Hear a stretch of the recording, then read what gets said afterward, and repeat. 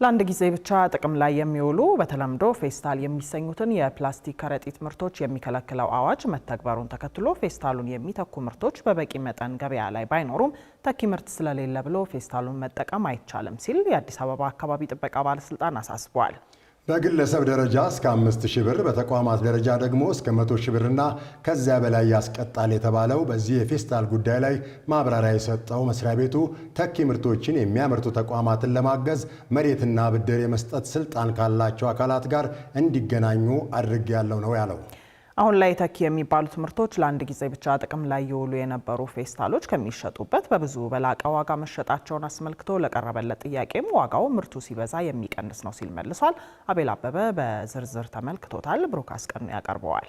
ኢትዮጵያ ለአንድ ጊዜ ብቻ አገልግሎትን የሚሰጡ ስስ ፌስታሎች ላይ እገዳ የሚጥለውን አዋጅ ቁጥር 1383ን በሕዝብ እንደራሴዎች ምክር ቤት ያጸደቀችው ሐምሌ 24 ቀን 2017 ዓ.ም ላይ ነበር። ይህ አዋጅ ከጸደቀ ወዲህ ላለፉት 6 ወራት ገደማ ወደ ስራ ሳይገባ ቆይቶ በይፋ መተግበር የጀመረው ደግሞ ጥር 23 ቀን 2018 ዓ.ም ላይ መሆኑ ይታወቃል። ከዚህ ቀን አንስቶም እነዚህን ፌስታሎች ያመረቱ ያከማቹ እንዲሁም የሸጡና በማንኛውም መልኩ የተጠቀሙ ግለሰቦችና ተቋማት የገንዘብ ቅጣት እንደሚጣልባቸው ተደንግጓል። በዚህ መሰረት ግለሰቦች ከ2000 እስከ 5000 ብር፣ ተቋማት ከ50,000 እስከ 100,000 ብር፣ አምራቾች በጥፋት ውስጥ ከተገኙ ደግሞ 3 እጥፍ የሆነ የብር ቅጣት እንደሚጠብቃቸው ተነግሮ ወደ ስራ ከተገባ 5 ቀናት ተቆጥረዋል። ታዲያ ይህ ውሳኔ መተግበር መጀመሩን ተከትሎ ፌስታልን የሚተኩ ምርቶች በገበያው ላይ በበቂ ሁኔታ ለመኖራቸውና ያሉትም ከፌስታሉ አንጻር በዋጋ ውድ መሆናቸው ጥያቄ ያስነሳ ጉዳይ ሆኗል። በገበያ ላይ ፌስታልን የሚተካ በቂ ምርት አለመኖሩን ያመነው የአዲስ አበባ አካባቢ ጥበቃ ባለስልጣን ያም ሆኖ በቂ ተኪ ምርት ስለሌለ ብሎ ለአንድ ጊዜ ጥቅም ላይ የሚውል ፌስታልን መጠቀም አይቻልም ነው ያለው። ለምንድነው ዋጋው ከፍ ያለው? እንደዚህ ነገር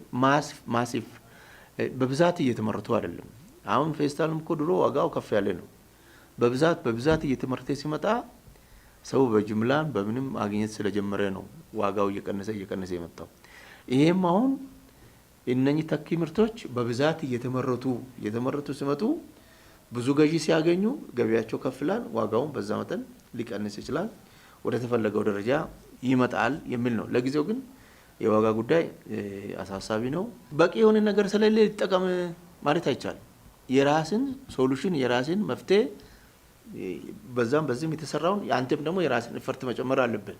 እዚህ ጋር የሚነሳው ሌላው ጉዳይ ደግሞ ክልከላው መተግበሩን ተከትሎ የትኛው አይነት ፌስታልን ይዞ መንቀሳቀስ አይቻልም የሚለውን ለይቶ ያለማወቅ ነው። የትኛው አይነት ፌስታል ሆኖ ጥቅሙ ግን አንድ ጊዜ ብቻ የሆነ ነው። ጥቅሙ ግን አንድ ጊዜ ብቻ የሆነ ከዛ በኋላ ወደድክም ጠላህም የምትጥለው ከሆነ ከተጣለ በኋላ ደግሞ ተሰብስቦ ወደ ሌላ ምርት መቀየር የማይችል ከሆነ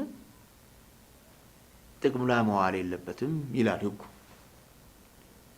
ጥቅም ላይ አለመዋል ብቻ አይደለም፣ ከውጭ መግባት የለበትም፣ አገር ውስጥ መመረት የለበትም፣ መከማቸት የለበትም፣ ለተለያዩ ጉዳይም ይዞ መንቀሳቀስም የተከለከለ ነው።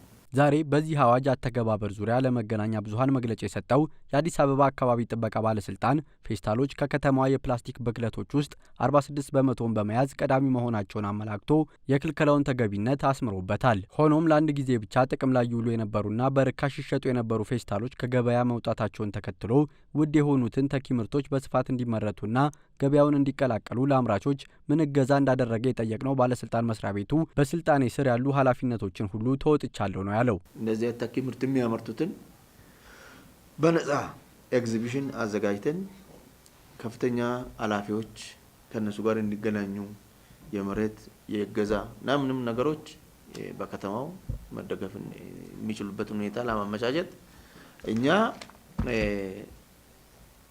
የሚመለከታቸውን ሰዎች አካላት ከመንግስት ጋር የማገናኘት ስራ ሰርተናል። ይህን በማድረግ እንግዲህ ቀጥታ መሬት መስጠት አንችልም፣ ግን አካሄድ አለው።